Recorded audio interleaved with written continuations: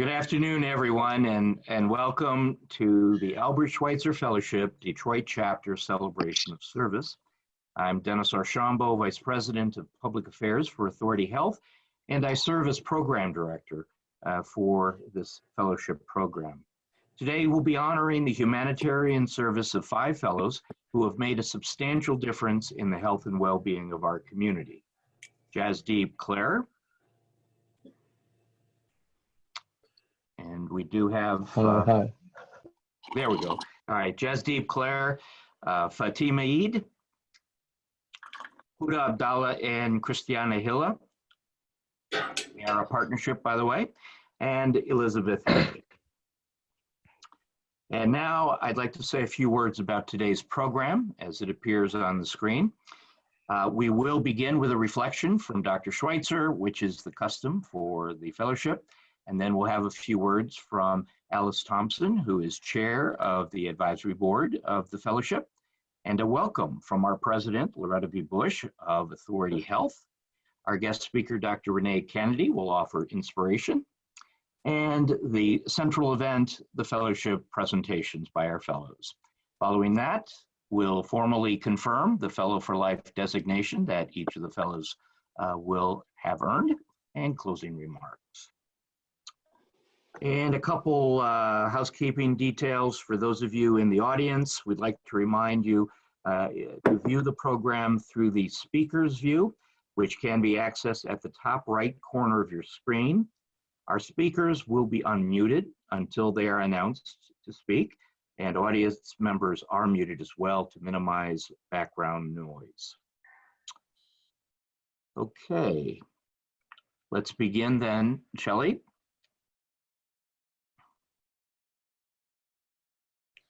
Do you, nope, okay, there we go. Okay, traditionally we begin with a reflection on the words of Albert Schweitzer, which our fellows this year will certainly identify with. Schweitzer believed that there are no barriers in life, just boulders.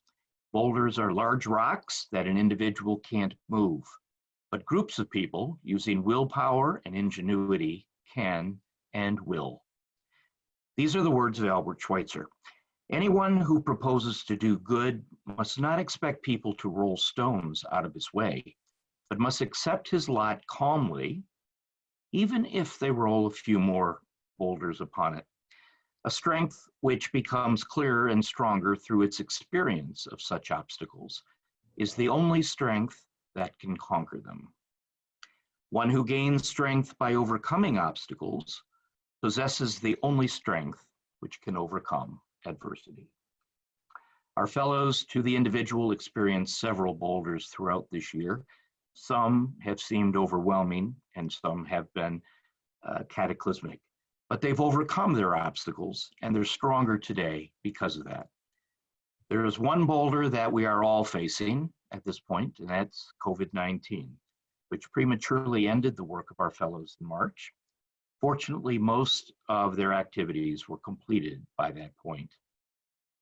During the last 6 weeks, the National Network of Fellows for Life hosted 3 webinars designed to inspire and mobilize the 4,000 Fellows for Life throughout the United States to find an aspect of COVID-19 where they can make an impact going forward. We hope that our new Fellows for Life will find their space to continue their contribution to humanitarian service on behalf of all people. And now to offer greetings on behalf of the Albert Schweitzer Fellowship Detroit Advisory Board, Alice Thompson, our chair, and Alice is vice chair of the Authority Health Board of Directors. Thank you, Dennis. And good afternoon, everyone. And welcome, welcome, welcome to an awesome, awesome celebration.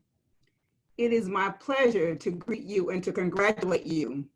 You will soon be dubbed and anointed as Fellows for Life. So you have completed a compelling and rewarding year, and we salute you for that work. We wish we could have held this celebration in person, but technology allows us to be together just the same.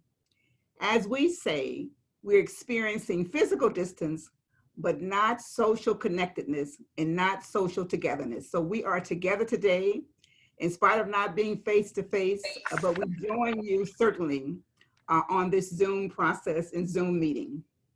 Today marks the achievement of a year of service to our community, and was that service needed?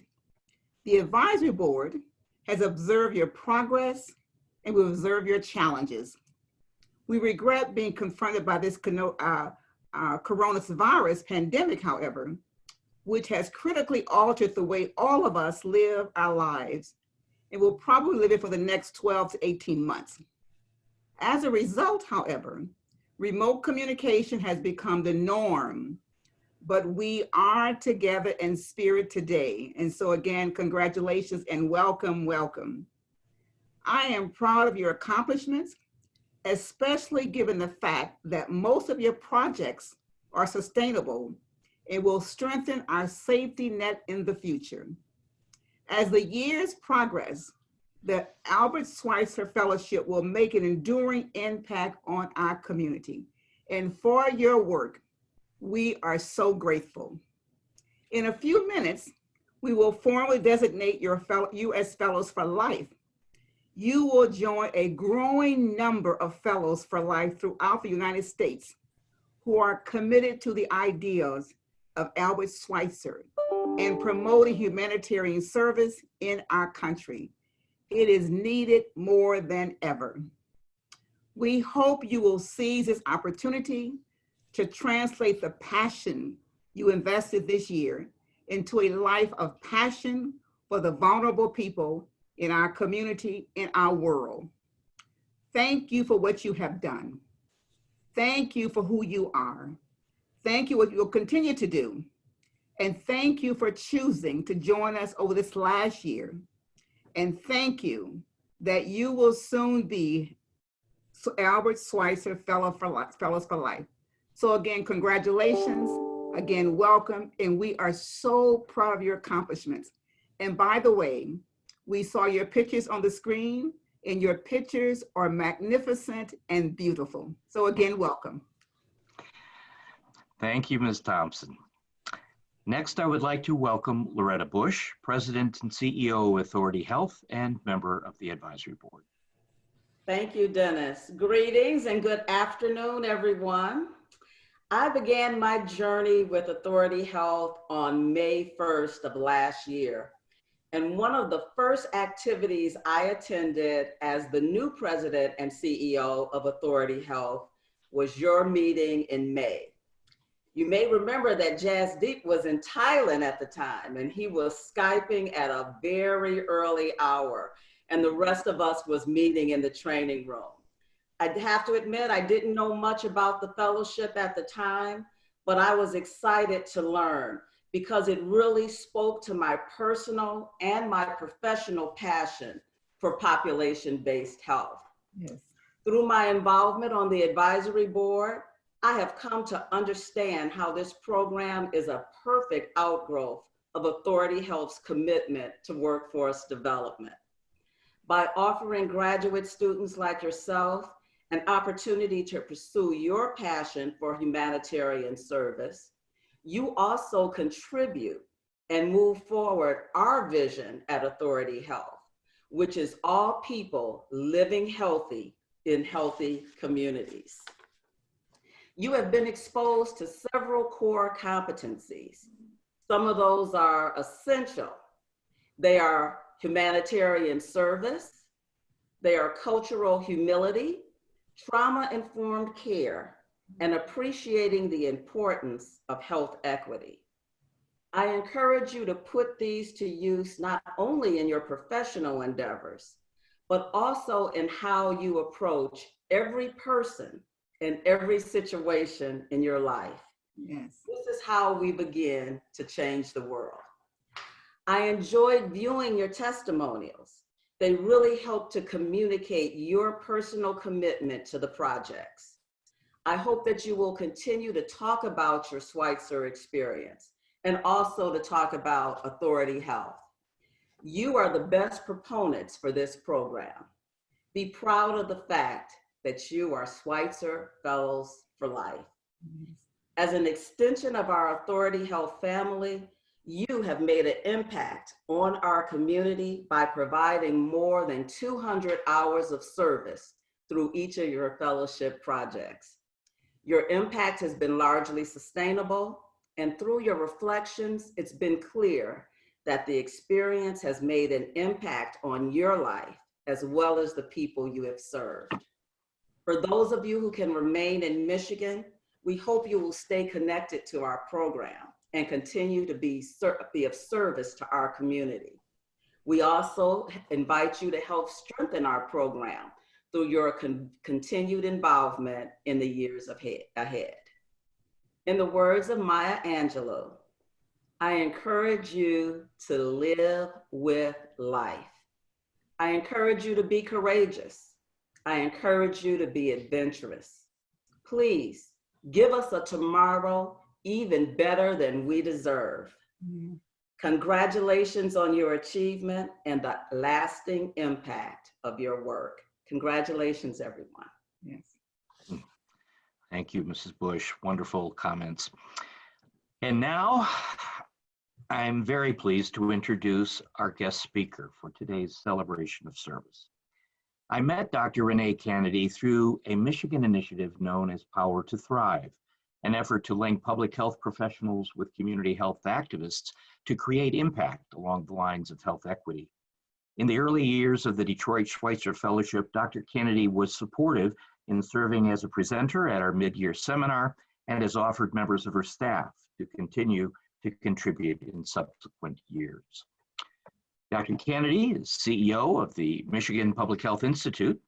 She has served for several years as health officer and director of the Ingham County Health Department.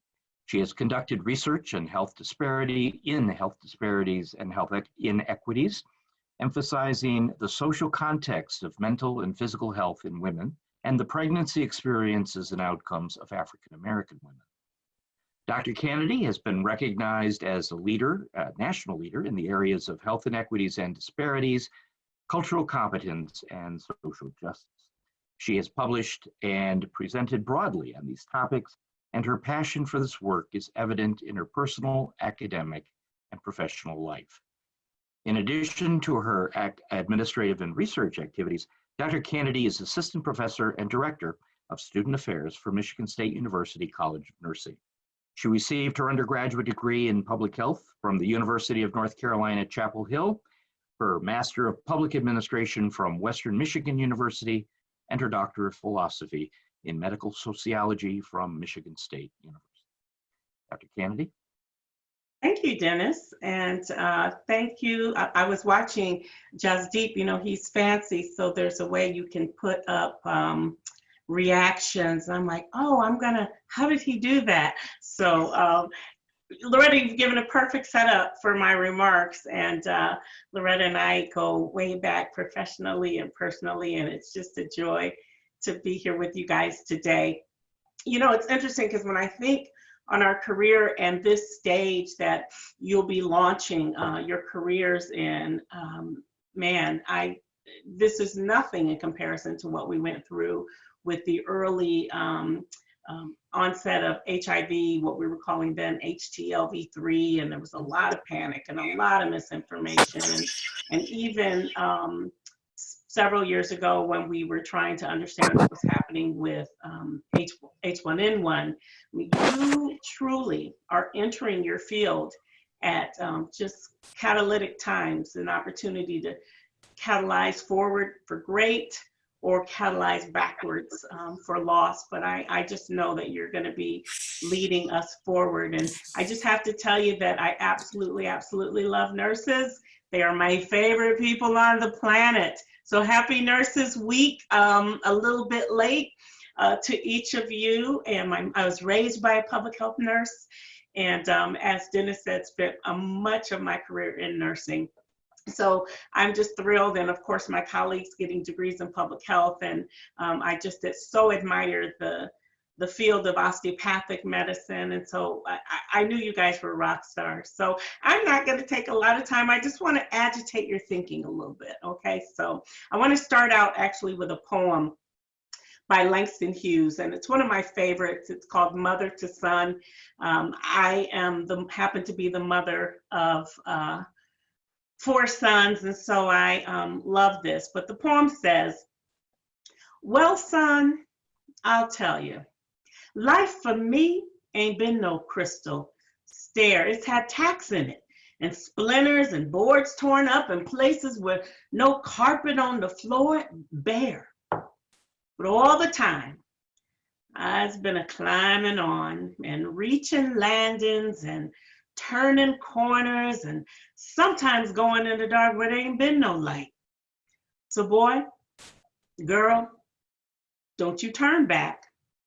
Don't you sit down on the steps because you find it's kind of hard. Don't you fall now, because I've been a climbing. I'm going on, honey.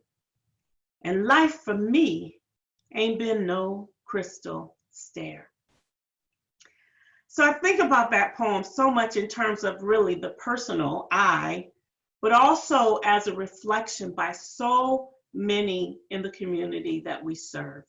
This poem is spoken by the people for whom public health was established.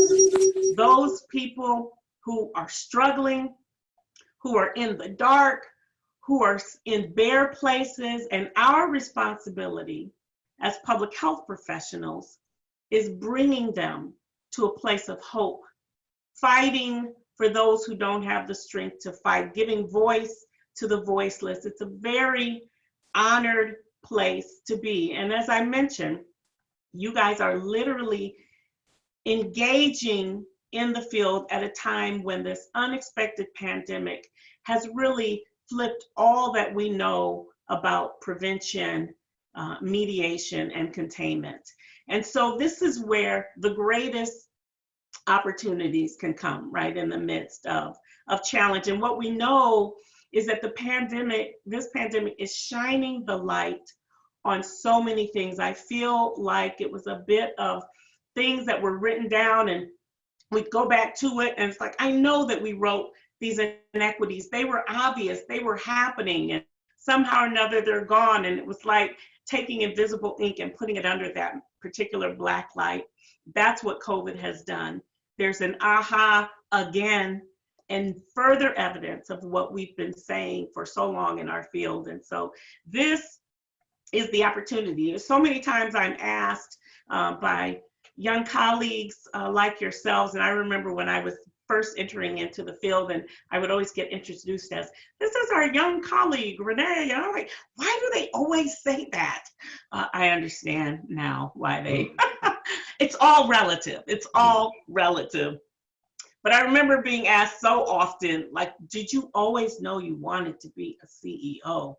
And my goodness, no, I just have to laugh, because I'll confess that after 2 tortuous years in medical school, topped off by the unexpected premature death of my mother to breast cancer during that first year, I realized I faced this fork in the road of what are you going to do? What is this one of these tough moments with hating the experience in medical school? And what do you do when you thought that all of your desires and hopes all my life, I had been saying, I'm going to be a physician. What do you say when you reach a fork in the road? What do you do? But by that final challenging, hard decision to transition from medical school, my career trajectory was set, and it brought me to the place that I thought I was trying to get to through medical school. Much of, and I will say to you, my greatest accomplishments and passions have been birthed out of loss. That loss of my mother at 21, and she was 47, just completely unexpected. And then the loss more recently as a young adult of my firstborn son when he was 6 months old due to complications of prematurity. And so I look back on the difficult, life-changing moments that those were. And my mother's death was really what set me to say, I don't want to be a physician. I don't want to be a clinician. I'm concerned about health and well-being, but not clinically. more in the construct of how does it affect people's lives? How does it affect their families? What do they even know to do, and how do they know to do it? And certainly the death of my son even set the content subject matter that I carry now working in maternal child health. So those life-altering events were also life-altering in a very affirming and positive way. They allowed me to strive forward. In many ways, I'm really glad that I didn't have a crystal stare, as the poem says. You've heard that saying that people born with a silver spoon in their mouth. You know, how would you know that you could be strong and what strength was if you never experienced weakness? And how would you know what the true essence of peace was if you never experienced turmoil, or victory if you never experienced defeat? And so I want to invite you to grasp hold to both sides of that continuum. And I find that oftentimes, or as of late, I feel like in public health that we sometimes take the easy route, and I would say the cowardly route. I was at a point maybe 5 years ago when we were really beginning to grapple talking authentically about health inequities, not health disparities, but health inequities. And I found myself so frustrated with many of my peers because people didn't really want to have that tough conversation. And so I started thinking, what is it? What is it that's causing people to run from this? And I decided that it really was about two things: courage, that Loretta mentioned, and also risk-taking. So I just want to talk for a few minutes about those two things. Risk-taking, I always like to say, we don't get to deal with the unexpected like we're in the midst of. And we don't get to deal with it effectively without taking some risks. There is no body of knowledge, no precedent of experience. We just have to be willing to take that risk. And I was trying to understand why so many of my colleagues, health officers and the like, were so cautious and wouldn't take risks. And I started doing some reading on risk taking, and I found this one article that gave 4 reasons why people don't take risks. And the first one was that we overestimate the probability that something will go wrong. When we are really smart, like you guys are really smart, smart people don't like being wrong. And so this researcher was saying, you know, people just overestimate the probability that something would go wrong. The second thing they said is that we exaggerate what the consequences would be if it goes wrong. So it might go wrong, but it might not be as bad as you think if it goes wrong. The third thing that the researcher identified was we underestimate our ability to handle it if it does go wrong.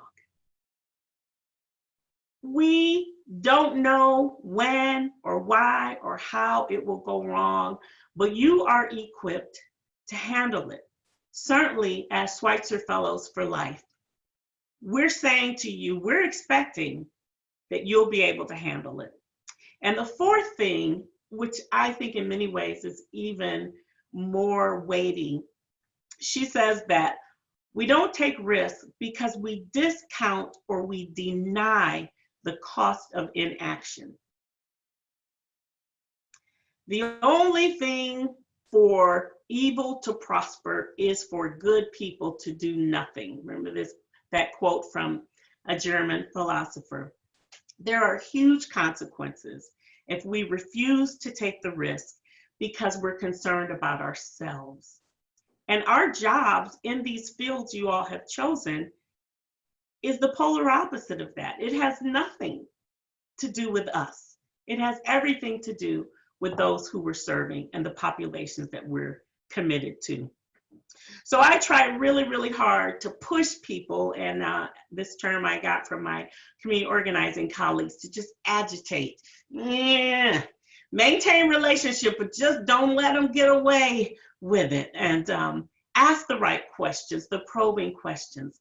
Can you tell me more about that? We don't have to have all the answers and all the solutions. We create them together.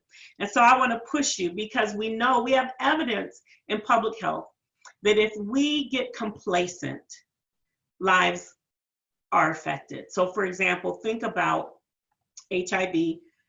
Mrs. Bush and I both started our careers there.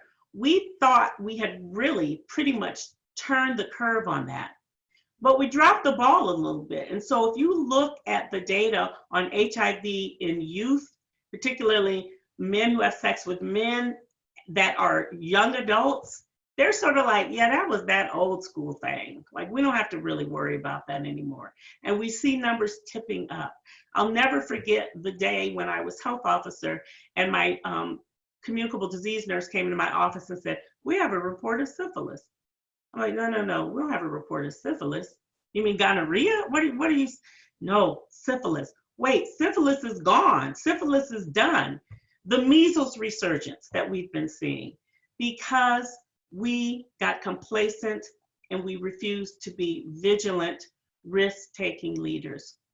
So this takes courage. That's what I want to talk to you about next. Risk-taking and then also courage.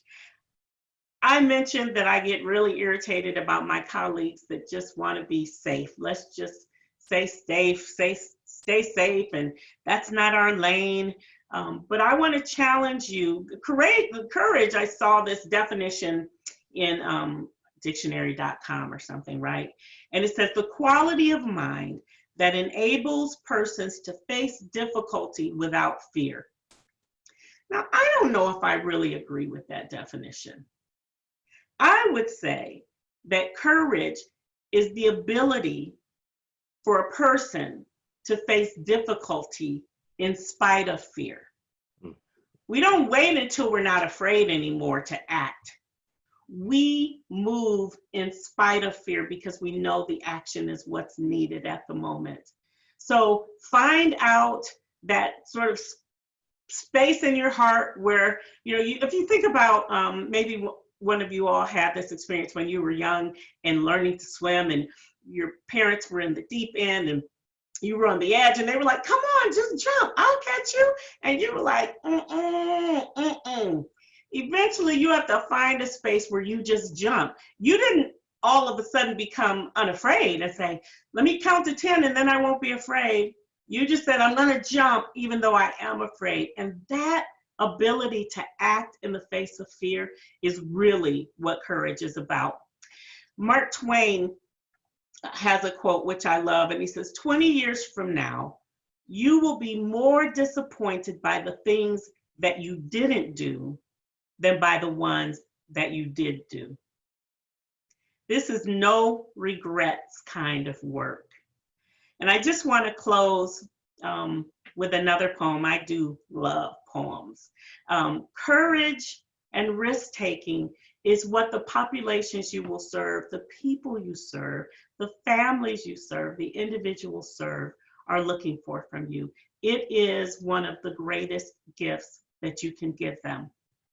So be courageous, be vulnerable, be transparent, and take some risks. Those were all, I would say, my greatest characteristics that pushed me from this fork in the road in a medical school where I didn't want to be, to now this lovely seat of privilege where I get to help and use power to advantage folk than to take advantage of folk. So one more quote, one more poem by a French poet and philosopher from the 18th century. His name is Guillaume Apollinaire. And he says, come to the edge. We can't, we're afraid. Come to the edge. We can't, we will fail. Come to the edge. And they came, and he pushed them, and they flew. I invite you to come join me on this beautiful journey, and I will wait for you on the edge. Thank you all. Congratulations. Thank you very much. Words of wisdom indeed. And I haven't heard so much poetry in quite a while. I love it. Thank you. Okay, at this point, I would like to introduce our 2019-2020 fellows. They have each submitted a detailed report on their projects as well as their impact and evaluation. The reports are archived on the Authority Health website under the Albert Schweitzer Fellowship page. And today what you'll hear is a presentation on their projects, their experience, and the reflection on that experience. So our first presenter is Jasdeep Clare.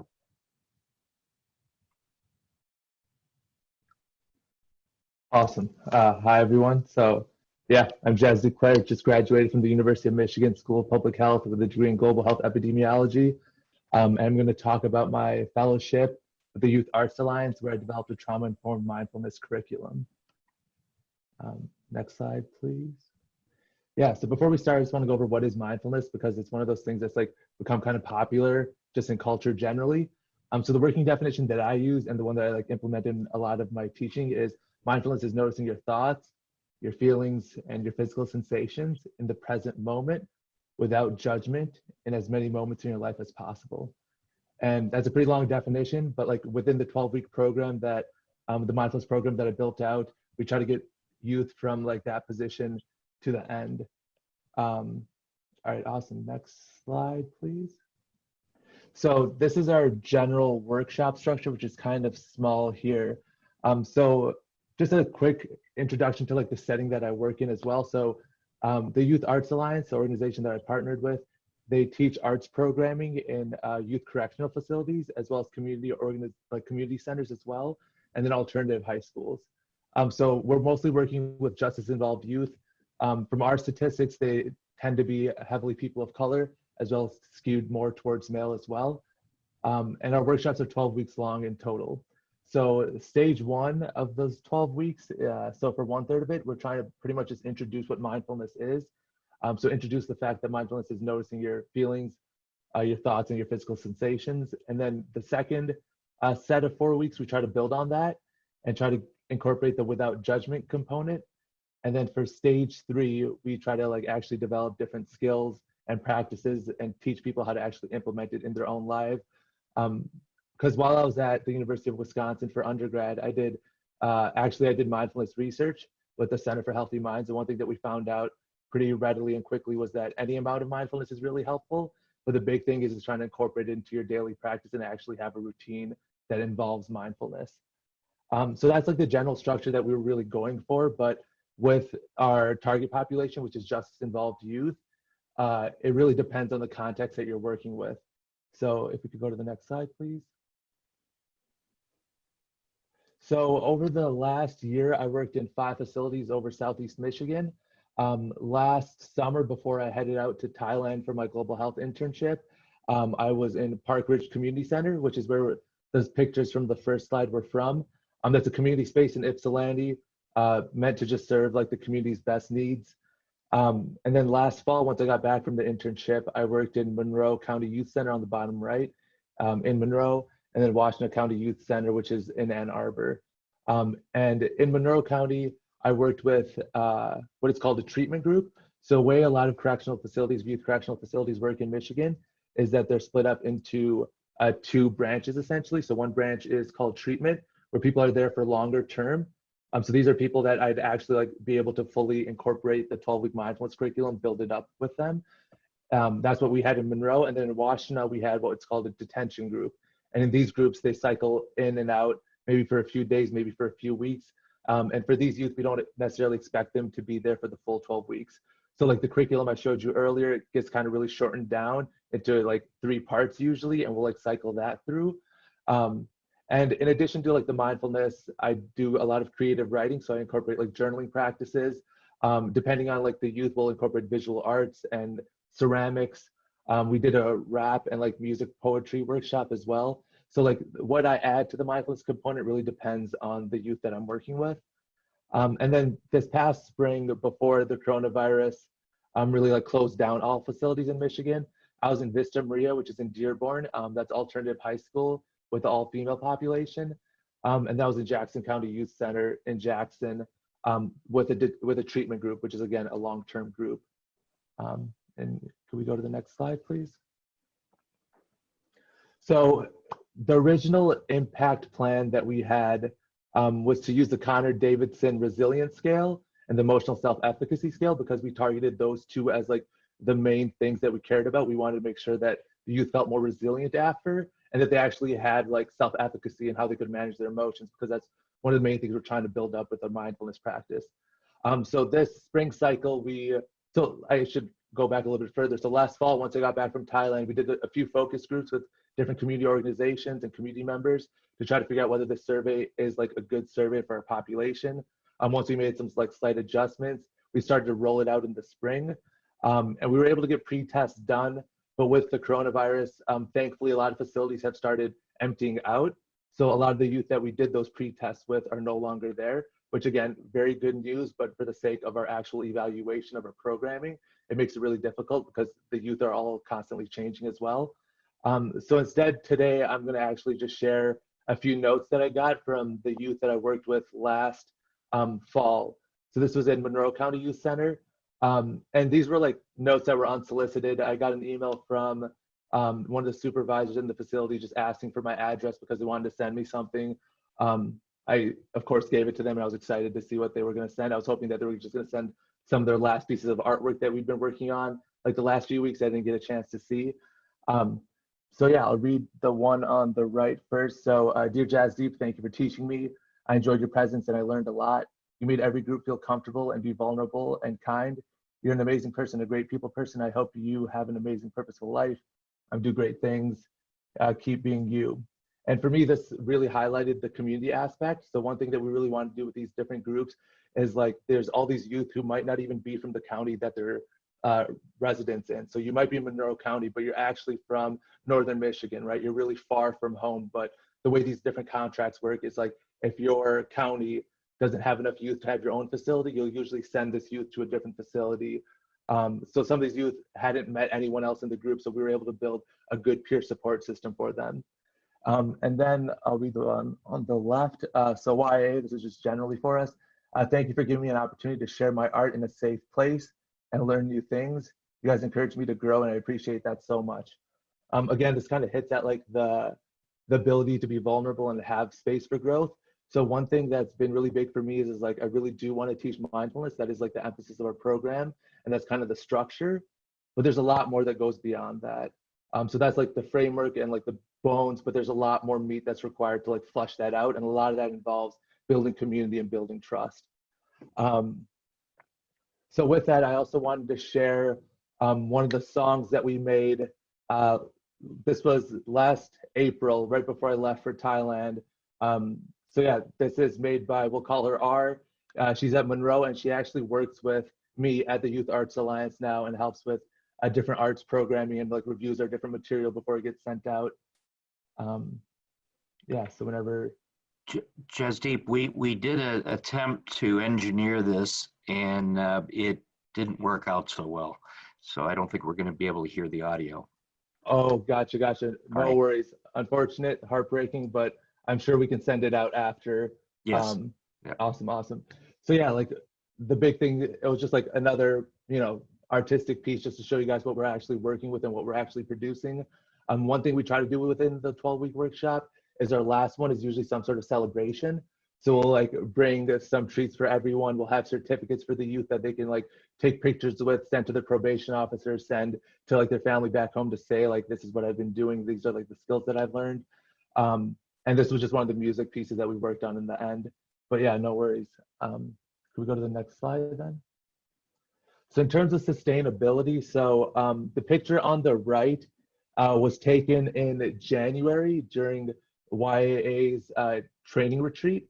So the Youth Arts Alliance, the partner organization that I'm working with again, they're really good about training all their teaching artists, like to provide skills, kind of like the Schweitzer Fellowship is doing, like trauma-informed care, what does cultural humility look like, those basic tenets that we want all of our teaching artists to have when they go into different facilities.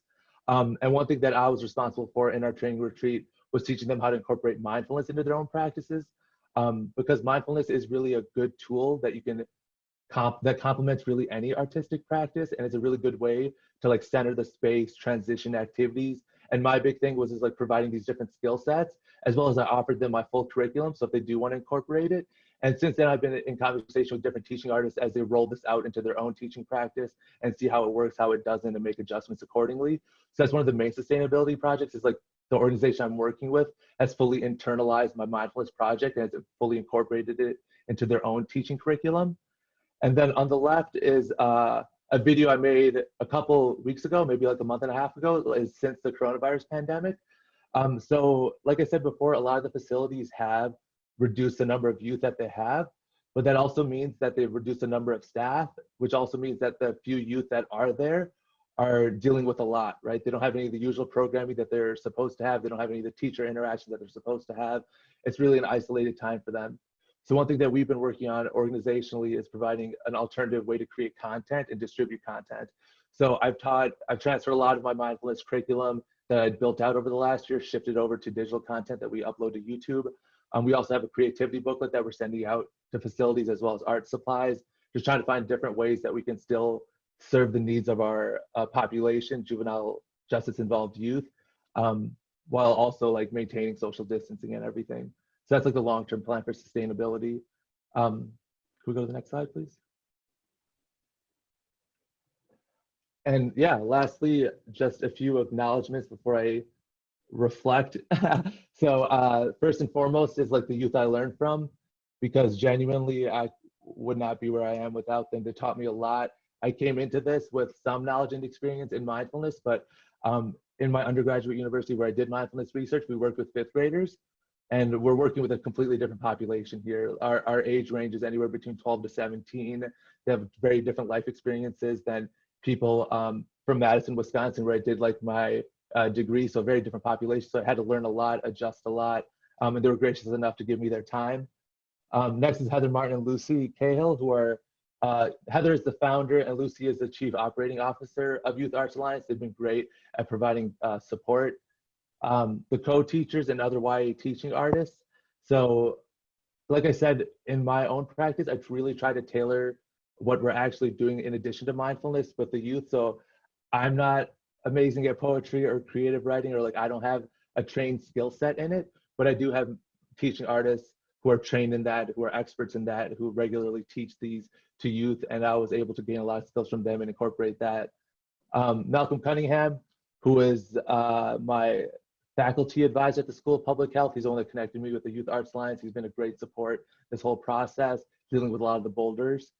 And then of course, Dennis and Shelley, who are the organizational backbone of the fellowship, and yeah, really provide a lot of support, a lot of guidance, especially when we do hit those boulders, and a lot of encouragement too, because like we've been talking about, this is challenging work. And for a lot of us, including me, it's my first time implementing a project on my own. And Dennis and Shelley were able to really provide like the bones and the framework that I could build off of. So I really appreciate that. So yeah, I guess just some general reflections on the fellowship. Again, I'm eternally grateful for this opportunity. Like I said, I earned a degree in global health epidemiology, but my actual focus is more on domestic health disparities. So like, and criminal justice like generally. So this was like a really great opportunity for me to like meld those two different aspects, as well as incorporate something new. Like it's been a while since I did creative arts. So this was a great opportunity to go back to that, relearn those content, and really be able to connect with youth in a different way. So yeah, thank you all for your time. And thank you again for the fellowship, for the opportunity. It means a lot. Thank you, Jesdeep. We enjoyed having you. Our next speaker, Fatima Eid. All right. Hi, my name is Fatima Eid, and I just graduated with my Master's of Public Health at Wayne State University. And my project was called the Utilizing Creative Writing as a Therapeutic Tool. Next slide, please. So when I first thought about this project, I focused on why I wanted to do it, but majorly like who was my target population. And it was the youth who are part of the juvenile justice system in Wayne County. They are residents of Detroit, but also Lincoln Park, and considered at risk. So these kids that were part of the juvenile justice system are on community probation, so they reside in the community, but they're still having to deal with juvenile justice system matters. Next slide, please. And then I thought, okay, there has to be an issue that needs to be addressed. And when I first started this position at the agency at Southwest Conflict Solutions, I realized like the kids were coming to groups with traumas and adverse childhood experiences. But when I realized that is when I read their files, because when they came to group, they were really quiet. They didn't really even eat the food that I had set up. They were really to themselves. So they were completely shut out. And I was like, wow, like what is something I can do? So typically youth who are part of the juvenile justice system come from various backgrounds, but especially they're related to trauma and adverse childhood experiences. And when I say adverse childhood experiences, I say many of them have come from a single parent household. Some of them have witnessed death, multiple deaths in their family, or a gang violence related background, especially because most of them are from Southwest Detroit. So these can have very long lasting effects on youth if not addressed properly. So when I think of Southwest Detroit, there's obviously a health inequity that exists there. So especially because they come from single parent household and they have trouble access to health and really good services. If they don't take care of that now, it can lead like a very long lasting effect. And I'm pretty sure like as an adult, we do realize that ourselves. So that's why I'm like, this needs to be done. So after witnessing this and seeing something, like it was something really needed to be done. And when I first started, I was really having trouble with the project idea, but I felt like going in this route was really important. Next slide, please. So given I chose creative writing because that's something I'd like to do personally. When I was growing up, I would write almost every single day, and I still have those books, and it was something that I thought I was personally good at. And I felt like if I wanted to start a project, it had to be something I was passionate about and something that I felt like my talents I can put out instead of just doing something because I felt a community needed it. I feel like it shouldn't work that way. And the idea was taken from journaling with a twist of creative writing to reach a target population. So journaling, as my colleague said, you know, a lot of therapists use that as a tool for their own clients to inspire them to open up and release their thoughts. And I added the twist of creative writing because I'm working with youth, you know, and there's also a boundary like I didn't really want to really cross because I'm not a mental health professional. So I felt with creative writing, it can allow them to express their thoughts, but in a manner where they felt comfortable at. Next slide, please. So background information.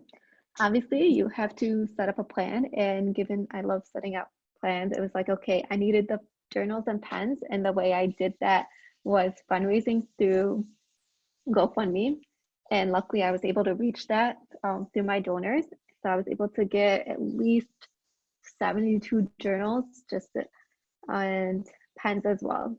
And the project consisted of 5 cycles. The first cycle was reflective writing. And I started with this cycle just so it can be a simple start, especially because I wanted to introduce the writing in a matter where the kids felt like, okay, like we're writing, not in a like, okay, get straight to the point. And then cycle 2 was Who Am I? And this one was probably one of my favorite cycles because, so given that the kids are on probation, they did need to do a community service project, and I had to make sure that they plan a community service project. And given that they're working with other populations other than themselves, we kind of went into talking about restorative justice topics.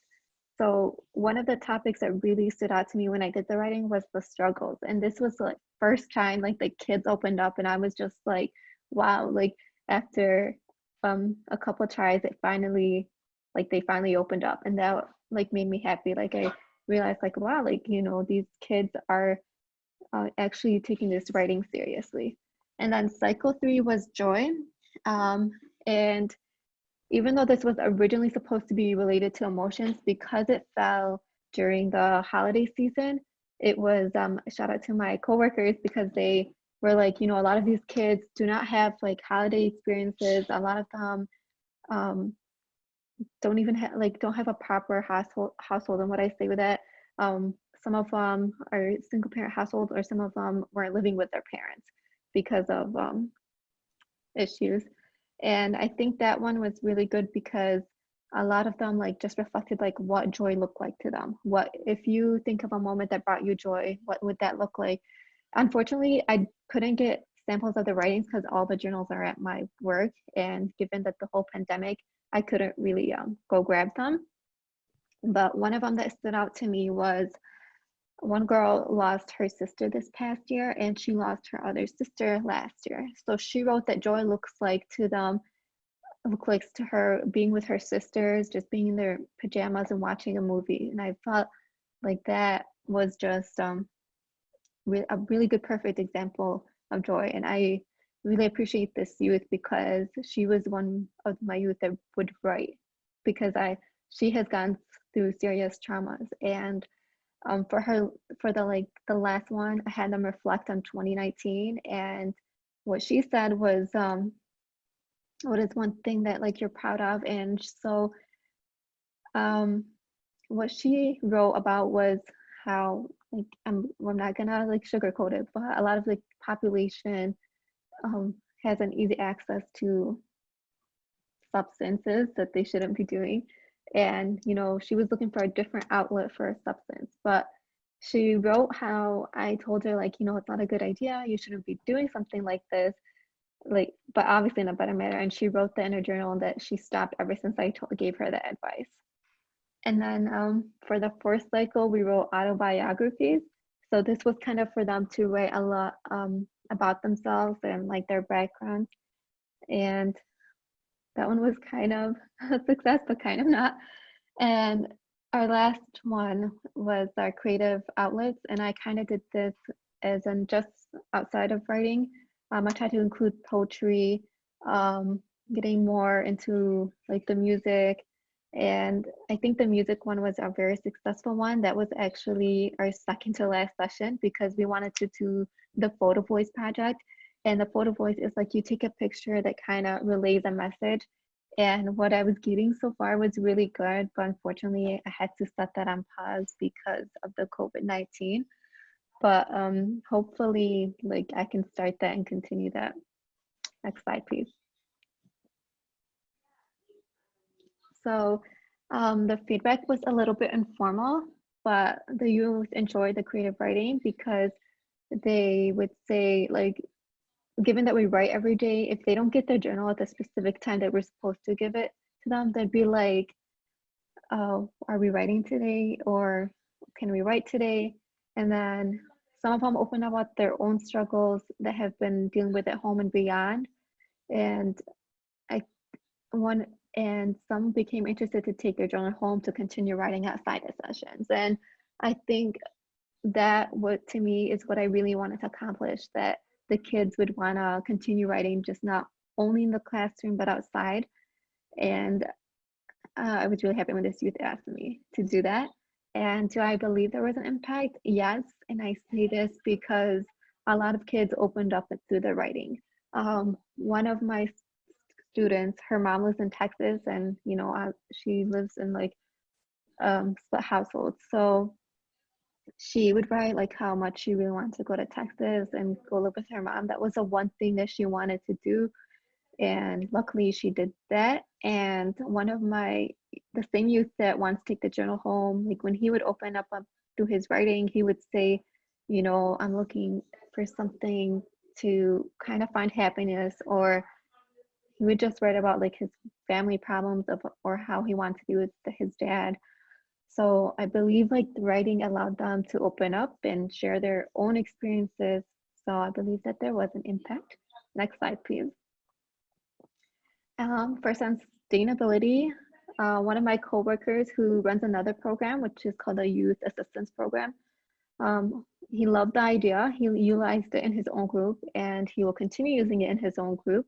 And then currently I am employed there at Southwest Counseling Solutions and will continue running the groups until further notice. I will also create a curriculum for future use, which was suggested by my site mentors. And one of my main goals right now is to find more settings to introduce this project, which I've been working on. Next slide, please. Next. And so thank you for tuning in. Thank you for the whole team, even my co-fellows, my site mentor, and my faculty mentor, which is here. She's been a real big help. So I really appreciate that. And I appreciate all the youth. So thank you. Thank you, Fatima. We enjoyed you. And Thank you. next, we have our partnership, Huda Abdallah and Christiana Hillel.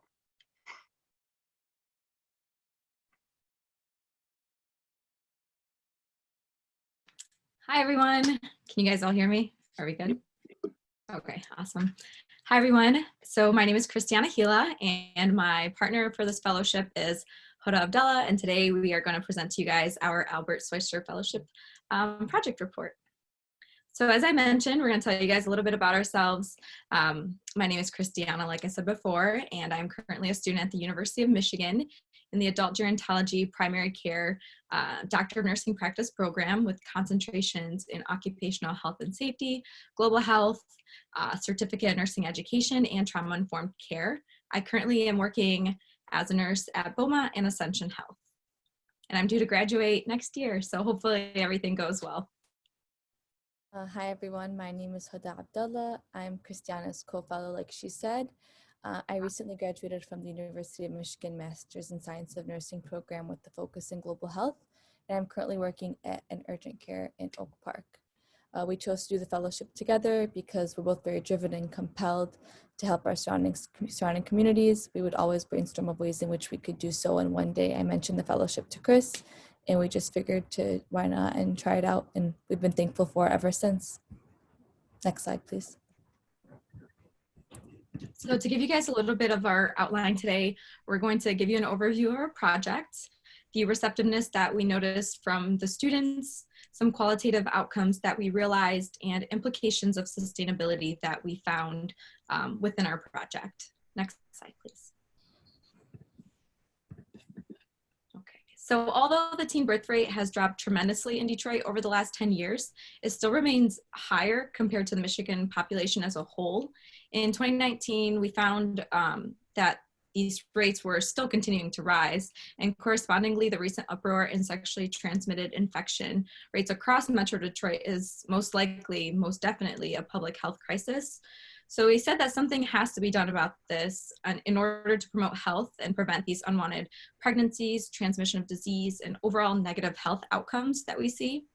So therefore, we decided to focus on adolescents between the ages of 14 and 18 years old at the Covenant House Academy East in Detroit. And this alternative, it's like an alternative high school, and they accept students who may be falling behind in high school, who may have been kicked out of their current high school, or have other responsibilities at home that is making it difficult for them to commit to school full time. Additionally, many of the students at the Covenant House have never taken a sexual health education or physical health course. So this could have been due to many factors, like we mentioned above, such as dropping out or difficulty committing to the requirements of their high school. Next slide, please. Our project goals aim to empower the students of Covenant House Academy on a multitude of sexual health related topics and personal empowerment in the forms of career and education advancement. The evidence-based program that we chose to utilize for our students was called Making Proud Choices. In addition, our program focused on the management of difficult situations and coping exercise to equip the students with skills to build through these challenges.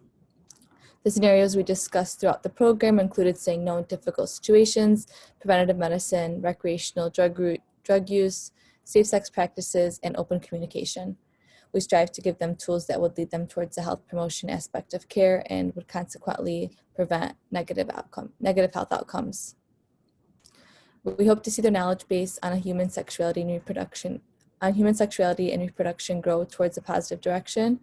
Once these individuals can truly understand the factors affecting their health, they can take action to their own hands and prevent themselves from becoming a statistic. Through our work and interactive activities, we hope to equip them with knowledge that can help lower the incidence of sexually transmitted diseases and teen birth rates in the city of Detroit. Our biweekly meetings allowed us to work to provide students with resources and a better chance for adequate time to explain the necessary topics. Those biweekly meetings consisted of a time where students were the most available in their studies. We provided them with the option to meet with students after class to discuss any questions they may have, further clarify topics, and be there as a resource for them if they needed us. This proved to be beneficial because there were several students who met with us and disclosed information. In order to get these messages across and be more effective in our approach, we implemented a student-run organization. We believed that this approach would facilitate interest, accountability, and interaction amongst the student body. This organization was called Students Empowering Others. This organization acted as a bridge between the information that was taught to these students to what they would grow to be able to teach their peers and many others. In order to create a sense of unity and teamwork, we invited the students to display their picture and names on a board in the school hallway. This allowed the students to feel pride in their involvement. Additionally, to create a sense of leadership amongst the students, we allowed them to form 5 rules that every classmate would have to follow upon entering the classroom. This was extremely helpful. It allowed for accountability of actions and for the students to feel like their choice truly mattered. And with the help of the faculty and school administration, we were able to allow the class to count as a health education credit for students towards their GED program. Next slide, please.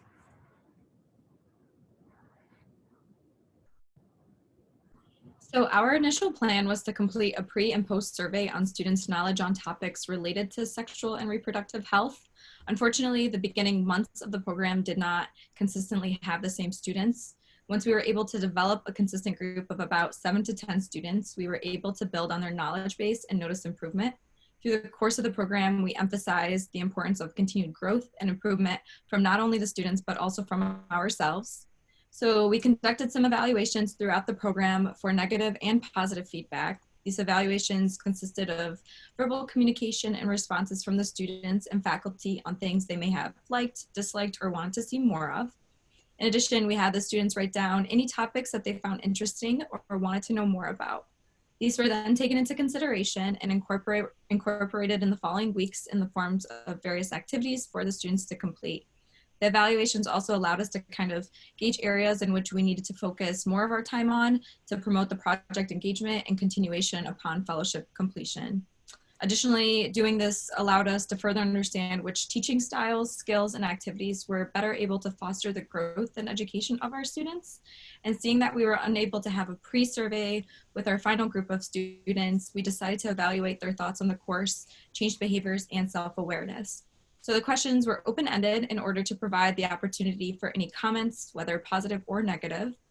And of the students who completed the final evaluations, a majority of them expressed their changed sexual practices and have found themselves more knowledgeable on the subjects. Additionally, they reported an ability to be able to relay and share this information with peers. And as a result of the class, they were able to better understand the topics presented and how their current decisions could come to affect their future selves. Also, the students reported in these evaluations that the methods of teaching were beneficial, especially the skit acting that we had incorporated at one point. They said that it was great and they've really enjoyed it. Next slide, please. So on this slide, we just have some student testimonials that were given through the evaluation of our project. Just 3 of the quotes we have, one of them being, how many laughs we shared, how we could tell you all cared and would just listen. Another one, I've discussed the class with my mother and I believe I did educate her a little bit on the topics. And lastly, I learned how to prevent pregnancies and STDs, also how to talk to your partner about safe practices. And those are just a few of the little blurbs of feedback we got back from the students. Next slide.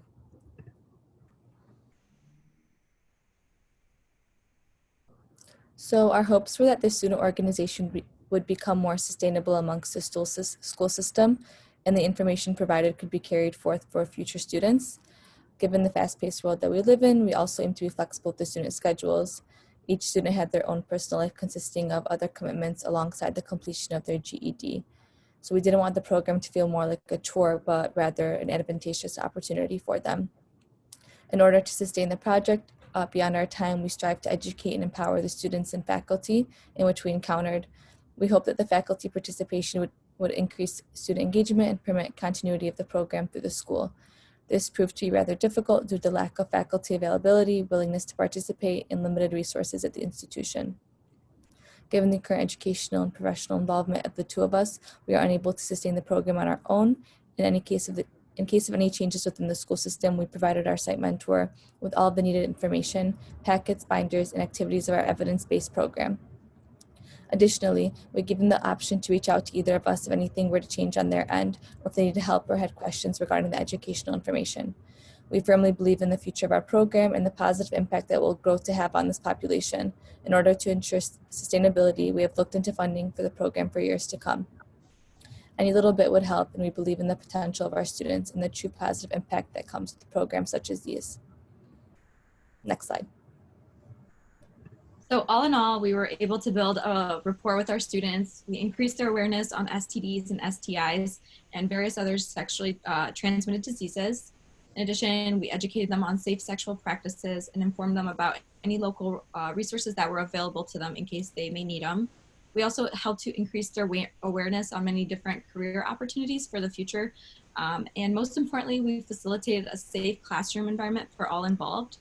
Conclusively, I believe that there is a lot that can be said about our time during the fellowship and the values that we learned. Our work was steered by the ideas of diversity and inclusion in an effort to sprout change amongst the rising youth in America. We strive to provide a sense of identity and direction through continuous improvement efforts with the help of the Albert Schweitzer Fellowship. The fellowship has presented us with the opportunity to discuss emerging issues in public health with experienced professionals. Additionally, our constructive conversations provide us with different perspectives on key issues, providing us the ability to approach a problem with a holistic view. It's oftentimes very common to forget that public health is important for every kind of worker involved, whether it's healthcare or business.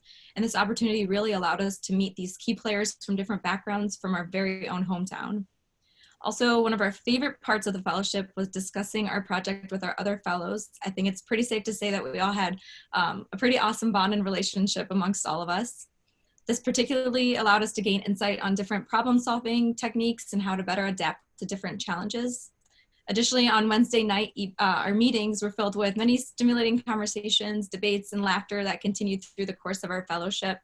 And as Dennis always says, there were many boulders along the way, but with guidance, we were able to overcome them all, or at least some of them, at least with guidance. And all in all, we enjoyed our time at the school and the ability to connect with the students on a personal level. The relationships that we made along the way with our fellows and program advisors are bound to last a lifetime. And we are very excited to have participated in such a prestigious program, and we can go confidently in the skills that we have obtained through implementation of our program and the skills that we will continue to grow and develop as fellows for life. And we would also like to extend a huge thank you to everyone involved and everyone that's joining us today and taking the time out of their days to be here. Thank you, everybody. Thanks to both of you. And our final presentation this afternoon is Elizabeth Henley. Hi, my name is Liz Henley, as Dennis said. I am a fourth-year medical student at Michigan State College of Osteopathic Medicine, and my project was Yoga for the Homeless. My project idea came to me through a culmination of both my own experiences with some research. As an osteopathic medical student, I believe true health embodies not just the physical, but the mental, emotional, and spiritual. Knowing the Schweitzer Fellowship set out to address a health disparity, I wanted to make sure I tried to touch as many aspects of health as I could. I am an avid yogi myself, and I knew that yoga was the perfect practice to meet most, if not all, these facets of health.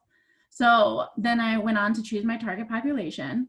My target population was individuals experiencing homelessness. This came about both through my own research again and volunteering experience. Research that I had done about the city of Detroit, I found that there was very little, if any, activities for the homeless, especially one that would advocate for healthy practices. And then my own experience was I would volunteer at the medical clinic and the street care team of Detroit Street Care at the Neighborhood Service Organization, or as we call it, the NSO's, Tumani Center. My plan then was to implement a yoga class, which would include meditation for those seeking shelter at the center in hopes to improve both their physical and mental health.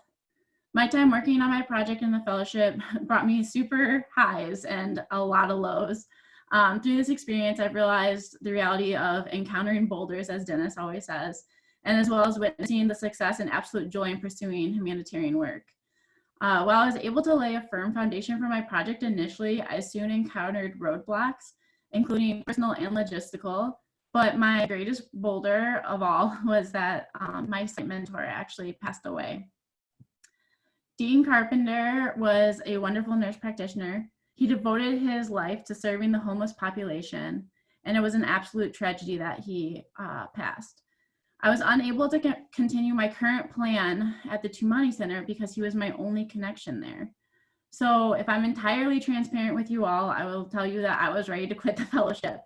My hour requirements seemed to be piling up and I had nowhere to go, and I felt like I was starting from scratch. However, thanks to Dennis, I was able to speak with Linda Little, who is the CEO of the NSO. She told me she wanted my project, but she didn't want it at the Tumani Center. She wanted it at the Bell Building instead. And she set me up with the people I needed to start my classes. This was a small but a significant change in my population. I went from targeting individuals who were currently experiencing homelessness to those who are now formerly homeless, and they live in their own apartment within the Bell Building. This would present numerous challenges in recruiting participants to participate in class, but I remained optimistic because I felt that yoga could make a difference here. I remember being a bit discouraged after my first several classes. I never had more than 4 people show up to a class, but it didn't take long to start hearing encouraging feedback. I heard from a woman born with a bum leg, as she says. She would sort of drag her leg behind her a little bit as she walked. She told me that she started walking better after several yoga classes. She said that even other residents in the Bell Building were telling her they noticed her walk was improving. I had a woman tell me that both the meditation and the physical movement had helped her anxiety, and it even gave her the push she needed to start making healthier life choices. I heard a man say he realized he needed yoga to loosen his shoulder and provide him the pain relief he was seeking. Another man told me it helped him stretch him out, and he looked forward to the class each week. But my all-time favorite testimony was a man whose first class was spent excusing himself to throw up in between poses. He was extremely hungover. He came the following week to my surprise to class. Before the class started, he told me he was on his way to the liquor store to go get booze, but to get drunk, but he decided to come to yoga instead. After our session, I asked him if he still intended to go get drunk, to which he told me after yoga, he felt like he needed to get more healthy. So instead, he went to his apartment and said he was just going to go have some coffee. That day, I remember leaving yoga class grinning from ear to ear. This was proof that yoga works. The people were loving it, and it was improving their health.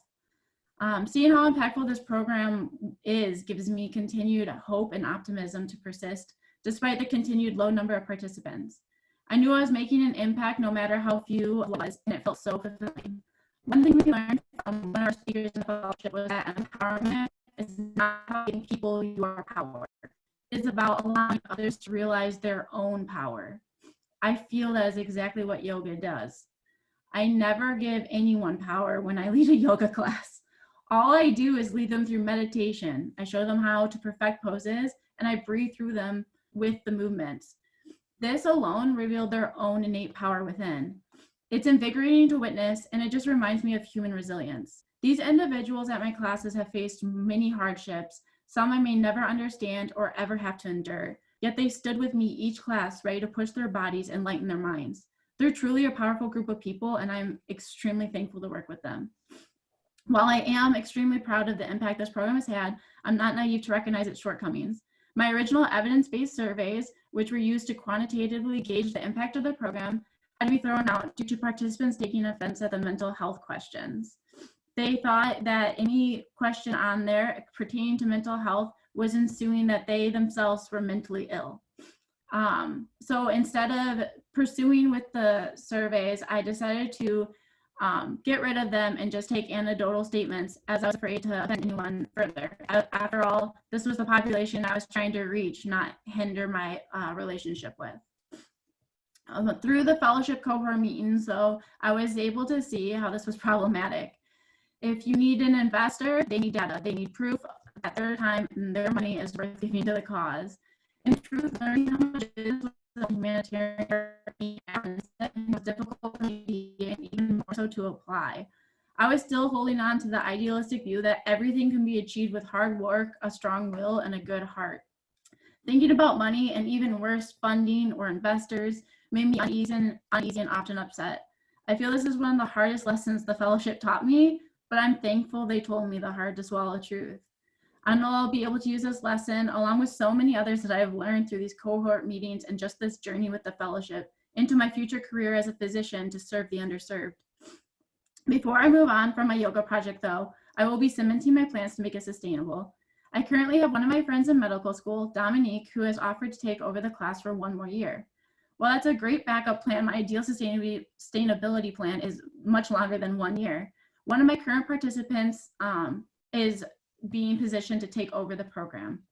She is a current resident at the Bell building, so she will be there for quite some time, and she is a major promoter of my program. She's truly been an asset to my classes and bringing in more and more participants and really advertising for the classes throughout the week. She has even led a class herself while I was in the audience. She is not willing to take over the program yet as she wants to continue building up her yoga skills, but I'm hopeful giving more time and more classes, she will be willing to. Unfortunately, with the current pandemic of COVID-19, my program is not allowed at the Bell building, nor are most activities at the Bell building. And I'm not allowed to Zoom with my residents either. So it is difficult not to see them and to have such a halt in the program.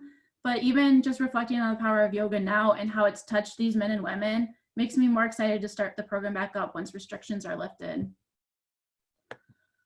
Overall, I have learned many things about humanitarian efforts through this fellowship. I have learned the hard truth about investors, gathering quantitative data, proving to shareholders your worth. I have personally witnessed the change that can occur when one person decides to serve those who need it most, and I have felt the reward of persevering through multiple boulders to achieve a job well done. I'm grateful for my time with the Albert Schweitzer Fellowship, and it's an honor to bear the term Fellow for Life.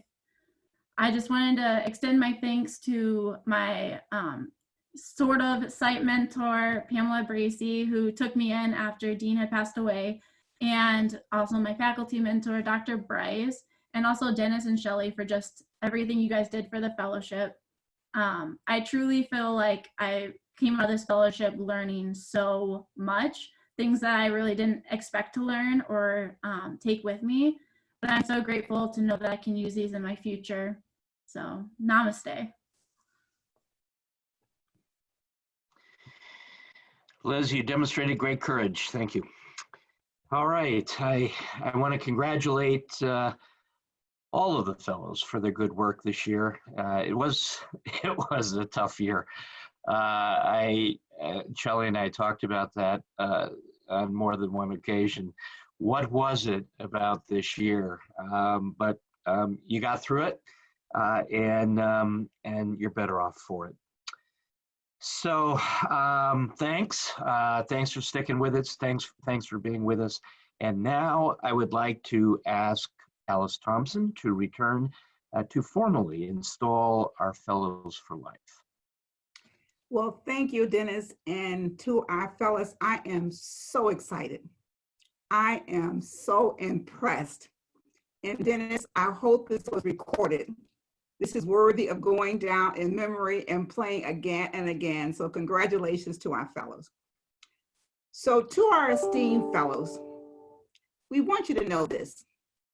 The Albert Schweitzer Fellows for Life designation is more than a recognition of your successful completion of your fellows year.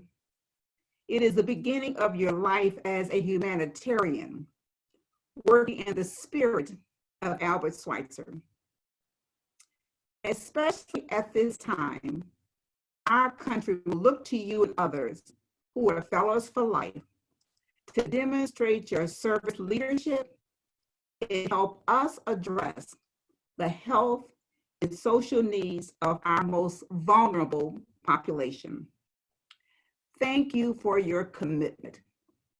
Thank you for choosing to join us to be part of the Albert Schweitzer Fellowship.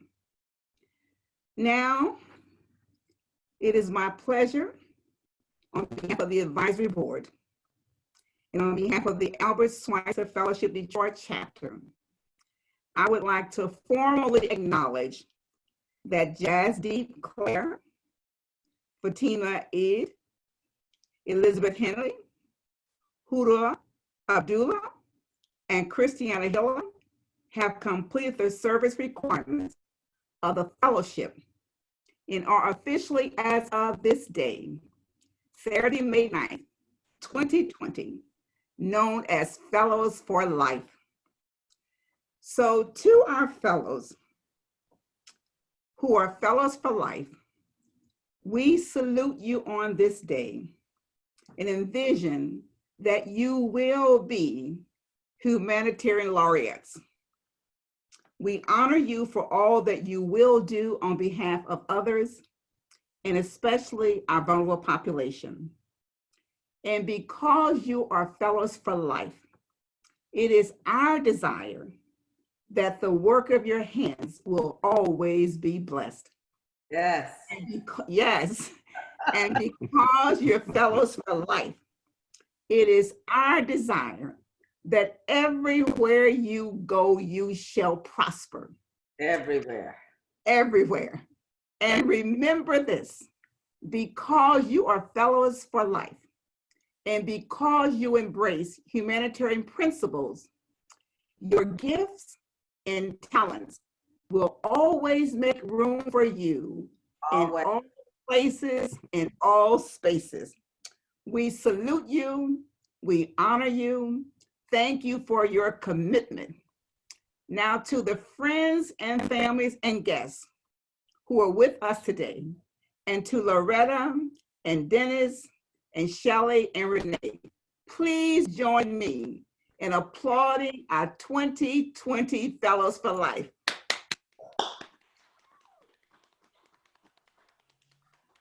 I'm so honored. Thank you, Dennis.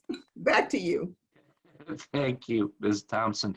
I think I heard a lot of applause out there in Zoom land from our guests, but that's where we'd get the applause.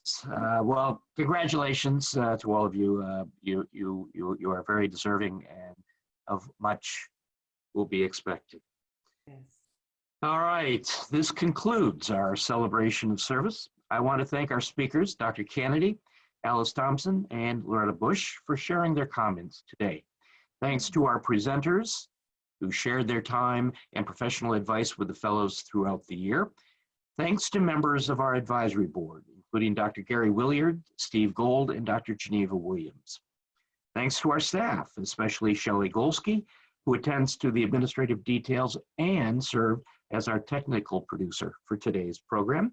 Thanks to Lee Watson, who contributed in the development of this program as well, but her day job is to publicize the fellowship and get it out into the news media and social media.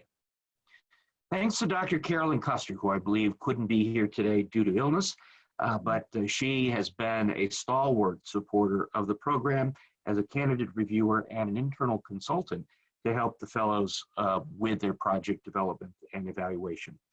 Thanks to Patricia Johnson, our Director of Human Resources, who helped in some very strategic points to move our program forward.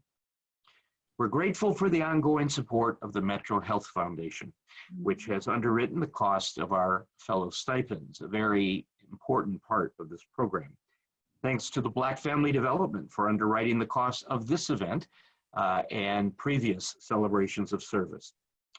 Thanks also to Authority Health as an organization for providing the in-kind space and staff support that allows this program to succeed. And once again, thanks to our Fellows for Life who made the commitment to be Schweitzer Fellows nearly 2 years ago and have worked hard to overcome adversity and provide our community with spirited service in the tradition of Albert Schweitzer. Now, for our guests who have not been to this program before, we would have presented a certificate and a pin to the fellows as a symbol of their accomplishment. They will, if not, they may have already received their certificates. And there's one. Yes. Good. Okay. All right. And a pin will arrive.